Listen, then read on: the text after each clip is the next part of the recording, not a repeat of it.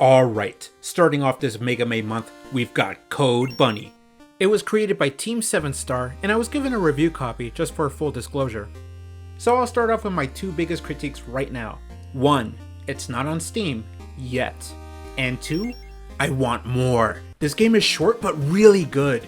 The pixel art is absolutely gorgeous. The music is great and helps motivate you to speed across the stage.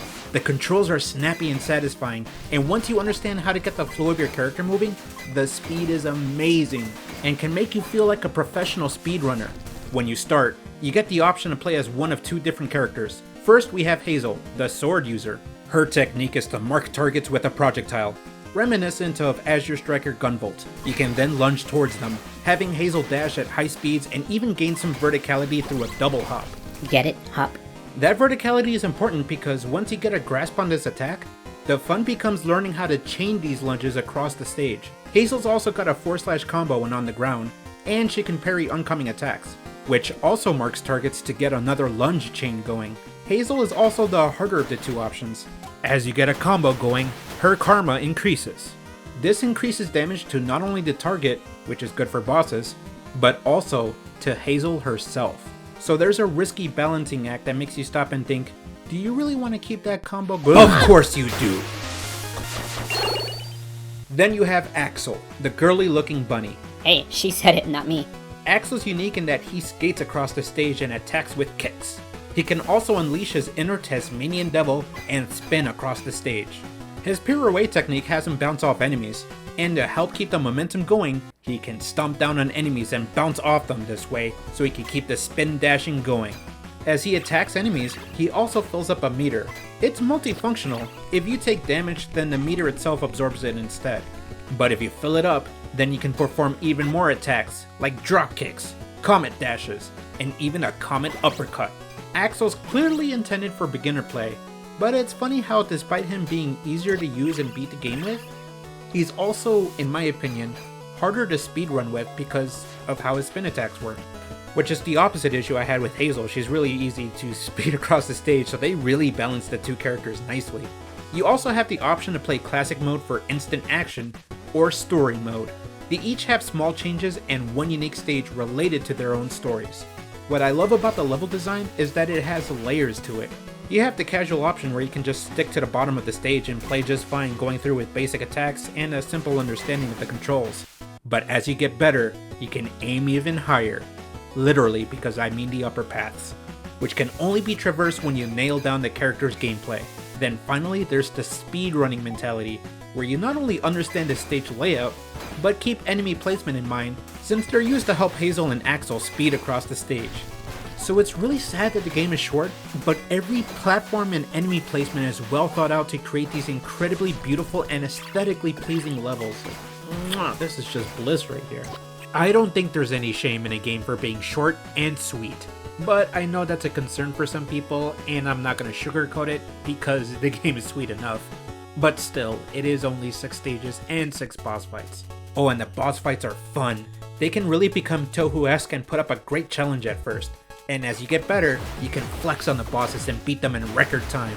Also, it's funny how I thought this particular boss was a reference to base.exe, because I mean, look at the ears, the cloak, the way they summon up the puffy clouds.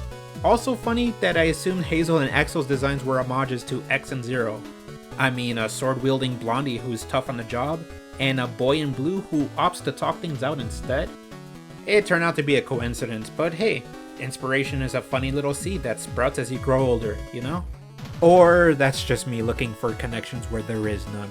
And between stages, you can have a bit of downtime with the supporting cast.